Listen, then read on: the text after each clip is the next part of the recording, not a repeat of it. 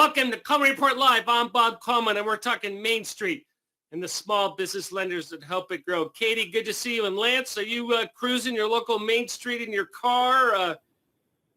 Bob, I'm cruising town in my car. I came to my normal location, Bob, and there's a sign on the door that says not going to be here today. So I'm in the car. All right. Good haircut, by the way. I couldn't. It's not a haircut, Bob. It's not a haircut, Bob. It's a different camera angle. There's different camera. There's a certificate. Hey, we got a lot of news. Let's get into it. Thank you all for joining us. We respect your time. And number one, let's just get right into this. Will participant lenders jump in and support another round of PPP, specifically your participant bank or institution?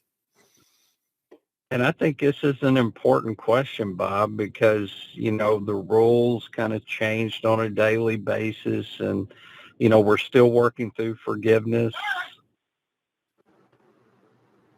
All right, so half of you say you were going to do it, and the other ones who say no, I would imagine they'll take a good hard look at the regs, and they can always choose to change their mind, right, Katie? They could, and I'm not too surprised with these results, to be honest. I've heard some saying they're kind of done participating. They don't want to mess with the rules changing all the time. But there are still, about half, 50% or so that are wanting to still participate, and they want to make sure Main Street recovers. So this is kind of following what I've been hearing and what I've been reporting on. Good. Well, thank you for your response. Bob. Yeah, Lance. Bob, on this one, if we had blanket forgiveness on 150 and under, I bet the numbers would have been very, very different. Would have been 95, absolutely. And that's gone yet, and they're still talking. And of course, to now on, we have the specter of a government shutdown, which I will go on record as saying if we have a government shutdown December 11th, I will be more than shocked. But hey, this year, it's been a weird year. Yeah, I've been shocked more than once. The reason why we asked this question, Lance, and you can correct me because I know you're an expert on this one. In the original CARES Act, or maybe Katie knows, didn't they say that they have to pay within 60 days? Did I misread that, or am I? No, I'm pretty sure you're correct on that, Bob. Pardon? Bob, I think you're correct on that. Yeah, I think I am too. And now we have a number. I'd have to go back and double. But it really doesn't make any difference. They're okay. So significant portion over 90 days. I don't want to be in that over 50% column with 10%. 1 in 10 of you say we're just sitting on. Lance, what's your recommendation for those 1 in 10? Anything they could do to speed up that process? I don't know that there is, Bob. I think the original CARES Act did have some language on how long SBA would take reviewing and making a decision on forgiveness applications. But I also think that the sheer volume of applications, the sheer volume of forgiveness applications, that, some of those time frames were unrealistic. Right. Well, but again, it's legislation, and it's in the law. That's what I have to say about that. Yeah. Number 3, this is what this is sort of my question, and I guess when I say do you believe, what I'm trying to get is what level do you think it should be capped at? That's where I'm going with this, Lance. I'll let you answer first, Lance. What are you comfortable with? I've got to believe that that we won't see anything above $2 million. Right. I'll be surprised, Bob, if we don't see the $350 to $1 million, a cap somewhere in there. But I think there will be a cap. Mm-hmm. Oh, definitely, yeah. Because right now the cap's $10 million, correct, Katie? Right, and they are talking about in this next round, if it does get approved, at least a $2 million cap. I could see it going lower. Some people have suggested just over that 150, since that was the number where they were saying most of those loans are right around there, a little bit smaller. So I could see them going a little bit smaller than that, but right now the talk is around 2 million. Yeah. And again, when Katie says talk, Katie's saying talk is talk. There's a lot of people who want to do a lot of different things. There's proposals all over the board. ICBA is pushing for $100 million. No, well, they're pushing for blanket forgiveness $100 million. Right. There's other proposals that say, hey, if you didn't get PPP first round, you are first in line for the second round. I don't know. We certainly did not have any issues with running out of money the first time around. Hopefully that won't be the case this time. But Lance, you're driving your Main Street. There's a lot of businesses that need a lot of help. Well, and Bob, I've started to get phone calls from people who got original PPP funding who are asking, will there be additional funding? And I've Right. just quizzed those business owners, and they're indicating they need it. They need additional funding to keep their staff in place. Yeah. And there's a lot of people. Katie, but the question is, are we still in a bipartisan mode on coming up with a solution? For SBA, I would say definitely they're still working in a bipartisan manner. I think the real problem comes down to other issues that are being pushed into these bills, which has been happening for several months now. So I think, they pretty much agree that they need to do something for Main Street and they need to get something out there. It really just depends on if it's getting pushed with other issues, especially funding for states and funding for schools and things like that. That really creates some conflict. So, well, I'm gonna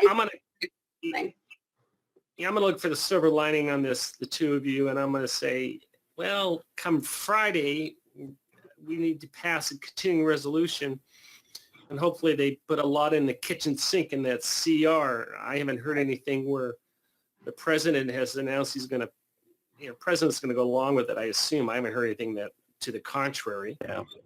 For them to shut down the government before Christmas on top of this, it's not going to happen. No, wouldn't. It would be catastrophic. And so we need them to sign a CR. What is Chairman Velasquez saying, House Chair of the Small Business Committee, on the November's job report? First of all, what is the November jobs report, and what is her comment, Katie? So she's commenting that, we were seeing some of the employment numbers looking like they were better. You have to really look at this in a new frame, and that's the idea that a lot of people are running out of the unemployment funding and things like that. And a lot of people who are unable to work, if they have possibly a higher risk or something like that, they're not listed under that unemployment category. And so she was saying there's still 9.6 million jobs that have been lost since February that have yet to be regained. And even though the unemployment rate looks like it's dropping significantly, the number of people actually actively looking for jobs has gone down as well, which means they're not counted in that unemployment list. Right. So that's really what she's saying is, unfortunately, they need to do something quickly because even though this is looking like it's getting better, it's not necessarily getting better as quickly as it appears. Let's go to the next slide. The unemployment rate is down to 6.7%. That's pretty dramatic. We all want those numbers to go down as quickly as possible. And it ties in with our next slide. Katie, what are you reporting on this? So we are seeing Main Street is starting to recover, at least how they're feeling. They're feeling a little more positive, especially looking at the next 6 months or so. But it is a slow process, and in the last month it was a little bit slower than it has been in the previous months. Job growth has continued, but is again slowing down a bit. The national unemployment rate has dropped fairly low. It's only 3.3 percentage points higher than it was a year ago. But like I said, we do have to look at those numbers, considering that a lot of people aren't looking for jobs currently. And they're not being counted in that number now. I mean, state Hawaii 14%, Nevada 12%. I mean, those are just horrendous numbers. It is. And I'm sure Hawaii probably will bounce back when travel starts to pick up again and things like that. But all of these states that are being hit, I'm assuming travel is a big deal for all those states. Well, of So course, yeah, that's probably a major reason why you're seeing them hit harder. yeah. Job losses in the last year are still the highest in leisure and hospitality, which just confirms what I was saying, that, Hawaii and Nevada especially make a lot of money in their travel and leisure. Lance, as you're driving around in your car, you're seeing a lot of store closed. First of all, are you in a lockdown situation in Arkansas? No, we're relatively normal. I see fewer closures in small communities than I see in metropolitan areas, and I think that's probably, it'd be interesting to know what the impact is in smaller areas versus metropolitan areas. I think some of the smaller areas have recovered, and the metropolitan areas are hardest hit. Yeah, I know Southern California and Orange County, they just announced another closure for all the restaurants again and all the hair salons. And these people are hurting tremendously.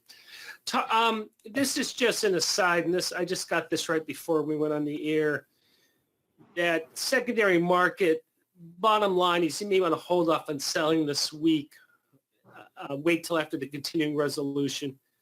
There's some issues with funding on putting together pools.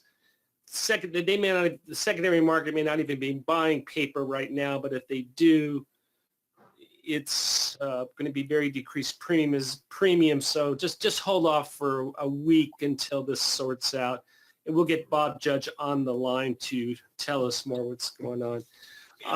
Why is this slide important, Lance? Well, I think it's your 1502 reporting is so important because it is one of the metrics that SBA uses in determining your Paris score. But your dates that your 1502 reports are due are important. All you have to do is have one late report and you lose 2 points on your Paris score. 2 late reports can result in a 4-point drop. And of course, the Paris score is what they use when looking at delegated authority renewal. It's what they look at when they're determining what kind of review you're going to get as an SBA participant lender. So those are the due dates for your 1502 reporting. Lance, as a lender, do you even want to touch this industry? Do you want it to, what's your attitude on this? And we're going to go to the next slide on the House passed legislation saying SBA lending can be eligible for cannabis, and we read the stories of how horrible it is that it's a cash business and there's a lot of armed guards and whatever. Is this a business banks want to get into, or is this just going to be part of our normal 5 years down the line? I think down the road it's probably going to be a normal part of operations. And of course, I think, correct me if I'm wrong, the House passed decriminalization bill nationwide. If that were to pass, it could become a part of our lending opportunities. And of course, they're tremendous cash businesses. There's a medical marijuana dispensary right around the corner from where I'm doing the broadcast, Bob. And when I drive by there's tons of cars in the parking lot. So it's a very active, very heavy cash flow business. And I'm not real sure how excited I would be about lending in this category until they do pass, until the decriminalization in all 50 states pass. Well, I do know, but I don't know how it affected the other provision. Obviously, lack of a better term, strip clubs are legal business, but SBA lending is, what is it? Prurient sexual sexual content. Yeah. Content is anyway. I don't. But the House passed. The Senate has to pass it. I don't know. Is there support in the Senate for this bill, Katie? It's really up in the air. It did pass by a decent margin, but there was more or less a partisan split on that. It's really a toss-up. It could possibly pass. It could not. I think really what got me interested in this is the fact that they're opening it up to small businesses for SBA, because that's 240,000 workers currently in the industry that could then potentially be part of SBA programs. So that is interesting to me, and we'll be following it. Katie, you've updated the guide. This is a pretty comprehensive guide. You cover everything in terms of where we are today for loans under 150 to 1 million or 2 million and over $2 million, 95 pages. And we are giving this guide away in conjunction with the webinar that you're doing Wednesday, Lance. And Lance, you're going to be able to get everything in an hour and 15 minutes? It's going to be a challenge, Bob. We'll cover it as well as we can during the time frame and try to give best practices in PPP forgiveness. Yeah, and I know that's is a recap of where we are on that, and I know Lance and Katie put a lot of time into that. Finally, pushing our products. Don't forget our, we do have a couple questions I'll ask. Don't forget our top 10 guide for your C-suite and board.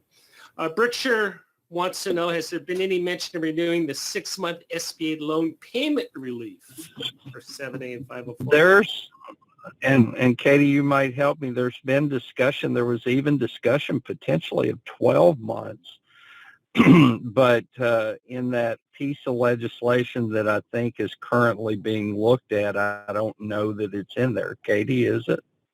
I don't believe we have the wording for that legislation yet. It's just a framework I saw. So I don't know if that's included yet or not. Well, very good. It's they certainly have talked about it in various proposals, and I would be surprised not to see it come back, at least on the 6-month level. Okay, very good. Joseph, let's make sure we get Bob Judge on this week, and so we can talk about what's more in depth of what's going on with the secondary market. And obviously we have our 13th annual summit coming up. Hey, Katie and Lance, thank you for your time. Lance, good sound, good lighting in your car. Next time I'll go down the interstate with one hand going 85. I don't know that I can do it, Bob, but I could try. There you go. Challenge accepted, sir. Well, thank you for joining us today for Coleman Report Live and for supporting America's Main Street, one entrepreneur at a time. Have a great day. Have a great afternoon.